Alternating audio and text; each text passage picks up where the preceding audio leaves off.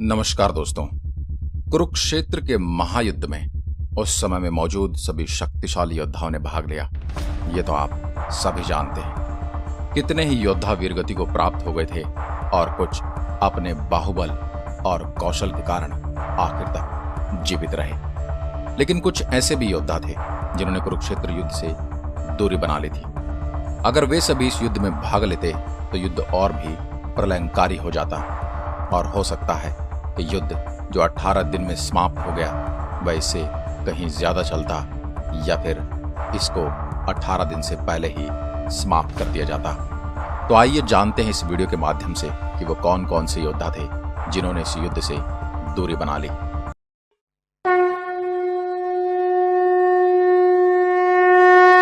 सबसे पहले बात करते हैं भगवान परशुराम की। परशुराम जैसे महान ऋषि कभी इस धरा पर किसी पक्ष को नहीं चुनते। वह पक्ष कौन है और किस वजह से लड़ रहा है, चाहे वो उनके प्रिय हों या उनके विपरीत, वो किसी भी कीमत पर धर्म का समर्थन करने में विश्वास रखते हैं। परशुराम जी एक ब्राह्मण थे और एक ब्राह्मण को बिना किसी धार्मिक कारण के मानव हत्या में भाग लेना नहीं चाहिए।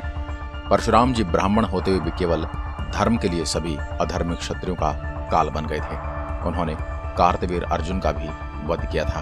भीष्म के साथ उनका युद्ध करने का एक कारण था।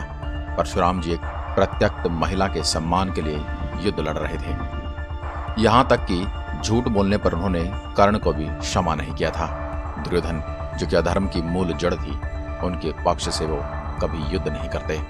उनके तीनों शिष्य भीष्म, द्रोणाचार्य और कर्ण कौरवों की ओर से युद्ध कर रहे थे, परंतु वो ये भी जानते थे कि उनके विपरीत उनके विपक्ष में जो लोग युद्ध कर रहे हैं वो स्वयं नारायण और नर के अवतार हैं। इसलिए भगवान परशुराम ने इस युद्ध में पांडवों की ओर से लड़ने का मन इसलिए नहीं बनाया क्योंकि वह जानते थे कि जहां पर नारायण स्वयं विद्यमान है उस पक्ष को उनकी सहायता की कोई आवश्यकता नहीं।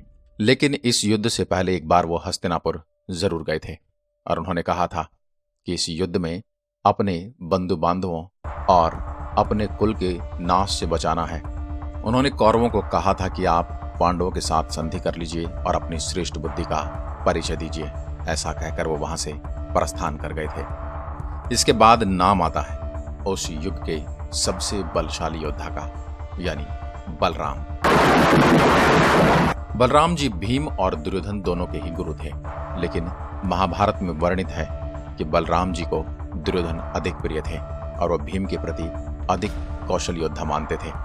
श्री कृष्ण से नारायणी सेना पाकर दुर्योधन बलराम जी से मिलने गए थे, तो बलराम जी ने दुर्योधन को इस प्रकार उत्तर दिया था कि तुम्हारे लिए मैंने श्री कृष्ण को बाध्य करके कहा था कि हमारा दोनों पक्षों के साथ समान रूप से संबंध है। राजन, मैंने ये बात बार बार दोहराई है, परंतु श्री कृष्ण को ये बात जची नहीं और मैं कृष्ण को छोड़कर एक पल भी कहीं ठहर नहीं सकता। अतः मैं श्री कृष्ण की ओर देखकर मन ही मन इस निश्चय पर पहुंचा हूं कि मैं न तो अर्जुन की सहायता करूंगा और न ही दुर्योधन की। पुरुषोत्तम, तुम भरत वंश में उत्पन्न हुए हो, जाओ क्षत्रिय धर्म के अनुसार युद्ध करो। कुरुक्षेत्र युद्ध आरंभ होने से पहले भी बलराम जी पांडवों के शिविर में पहुंचे थे। वहां बलराम जी ने श्री कृष्ण की ओर देखते हुए कहा, जान पड़ता है कि यह युद्ध बहुत ही भयंकर होने वाला है और इस युद्ध के पश्चात आप लोगों में से कुछ एक को ही मैं देख पाऊंगा। ये मेरा निश्चित विश्वास है कि इस युद्ध में पांडवों की विजय निश्चित है। श्री कृष्ण का भी ऐसा ही दृढ़ संकल्प है। मैं तो श्री कृष्ण के बिना इस संपूर्ण जगत की ओर आंख उठाकर भी नहीं देख सकता।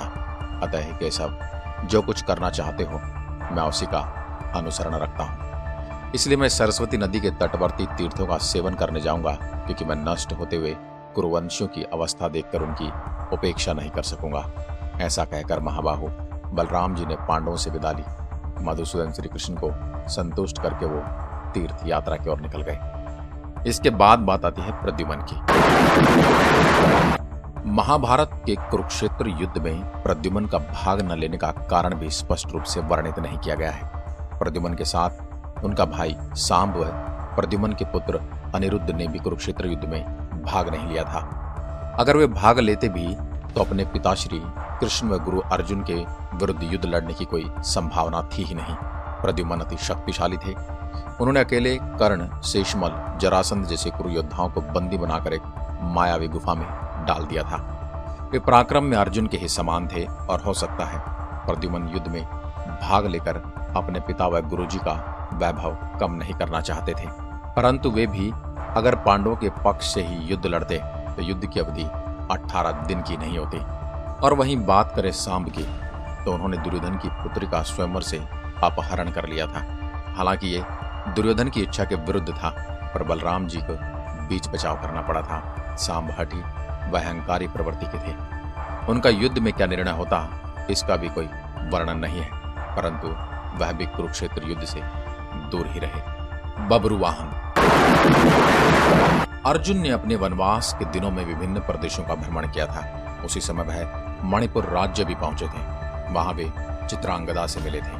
अर्जुन मणिपुर के राजा चित्रवाहन से उनकी बेटी का हाथ मांगने गए थे, तो चित्रवाहन ने उनके समक्ष एक शर्त रखी थी और अर्जुन और चित्रवाहन में यह समझौता हुआ था कि अर्जुन और चित्रांगदा से जो भी संतान होगी वो मणिपुर राज्य की ही सेवा करेगी। इसलिए बब्रुवाहन युद्ध क्षेत्र में नहीं आए थे, क्योंकि उन पर मणिपुर राज्य की देखभाल की जिम्मेदारी थी। अर्जुन भी युद्ध से पहले मणिपुर सहायता मांगने के लिए नहीं गए थे और न ही उन्होंने बब्रुवाहन को युद्ध में आने के लिए कोई निमंत्रण या आमंत्रण भेजा था। इस तरह अर्जुन ने चित्रवाहन को दिया हुआ वचन निभाया था। याद रहे ये वही बब्रुवाहन थे जिनके साथ युद्ध करते समय अर्जुन की मृत्यु हो गई थी और उलूपी ने उन्हें दोबारा जीवित कर दिया था। अब यकीन मानिए, जो योद्धा अर्जुन को युद्ध में हराकर उनका वध कर सकता है वो महाभारत में क्या नहीं कर सकता था। इस युद्ध का प्रमुख कारण अर्जुन व वसु का श्राप था, जिसका ज्ञान उलूपी को हो गया था, लेकिन अर्जुन इस बात से अनभिज्ञ थे। रुक्मी। विदर्भ के राजा भीष्मक के पुत्र रुक्मी बेशक एक अच्छे योद्धा थे, लेकिन वे पांडवों और कौरवों के स्तर के बिल्कुल भी नहीं थे। जब कौरवों और पांडवों में युद्ध होना निश्चित हो गया, तब रुक्मी भी अपनी एक अक्षौहिणी सेना लेकर कुरुक्षेत्र के मैदान में पहुंच गए थे। सर्वप्रथम वे पांडवों के खेमे में पहुंचे, क्योंकि भगवान श्री कृष्ण वहीं पर थे और रुक्मी भगवान श्री कृष्ण के साले हैं। और उन्होंने अर्जुन से कहा, हे पांडुनंदन, यदि तुम डरे हुए हो तो मैं युद्ध में तुम्हारी सहायता के लिए आ पहुंचा हूं। मैं तुम्हारे युद्ध में वो सहायता करूंगा जो तुम्हारे शत्रुओं के लिए असहाय उठेगी। मेरे हिस्से में द्रोणाचार्य, कृपाचार्य तथा वीरवर भीष्म और कर्ण ही क्यों ना आ जाएं, मैं किसी को जीवित नहीं छोड़ूंगा। अर्जुन बोले, हे महाबाहु, मैं डरा हुआ नहीं हूं तथा मुझे किसी प्रकार की सहायता की भी आवश्यकता नहीं है। आप अपनी इच्छा के अनुसार जैसा उचित समझे कीजिए। आप चाहें तो आप हमारे शिविर में रुक सकते हैं और अगर आप जाना चाहें तो ये आप पर निर्भर करता है। रुक्मी यह वचन सुनकर अपने विशाल सेना को लेकर दुर्योधन के पास पहुंचा। दुर्योधन से मिलकर रुक्मी ने उनसे भी यही बात कही। अपने को शूरवीर मानने वाले दुर्योधन ने भी उनकी सहायता लेने से इनकार कर दिया। दोनों पक्षों ने उसे साथ लेने से मना कर दिया तो वह अपने नगर लौट आया। विदुर। विदुर कौरवों और पांडवों के चाचा श्री थे और धृतराष्ट्र के छोटे भाई थे। ये युद्ध नीति और राजनीति में पारंगत थे। इनका राजनीति में कोई उस समय के काल में इनका मुकाबला करने वाला कोई नहीं था। बड़े बड़े योद्धा, बड़े बड़े राजनीतिज्ञ, बड़े बड़े राजा इनकी सलाह पर काम करते थे, परंतु इनकी अगर युद्ध कौशल की बात की जाए तो ये किसी भी प्रकार से किसी भी योद्धा से कम नहीं थे। ये साक्षात यमराज के अवतार भी थे। अगर ये युद्ध में भाग लेते तो निश्चित रूप से ये जिस भी पक्ष से युद्ध करते उस पक्ष में इनका महत्वपूर्ण योगदान होता। और हाँ, इन्होंने युद्ध में जाने से मना इसलिए कर दिया क्योंकि ये कौरवों और पांडवों में से किसी को भी मरते हुए नहीं देखना चाहते थे। इसलिए इन्होंने हस्तिनापुर में रुककर ही धृतराष्ट्र की सेवा करना स्वीकार किया। इसके अतिरिक्त और भी बहुत सारे योद्धा थे जिनको कुरुक्षेत्र युद्ध से ही पहले ही मार दिया गया था। अगर वो सभी जिंदा रहते तो उनमें से अधिकांश योद्धा कौरव पक्ष से ही लड़ते, जो इस युद्ध को और भी रोचक बना देते, जिनमें से प्रमुख हैं जरासंध, कीचक और एकलव्य। एकलव्य को तो आप जानते ही होंगे, वो धनुर्विद्या में पारंगत योद्धा था। आशा करता हूँ आज की वीडियो आपको पसंद आई होगी। अगर वीडियो पसंद आई हो तो लाइक जरूर कीजिए, चैनल को सब्सक्राइब कीजिए और अपने दोस्तों के साथ शेयर कीजिए। एक बार फिर मिलता हूँ एक और ऐसी दिलचस्प वीडियो के साथ। तब तक के लिए नमस्कार। जय हिंद, जय भारत।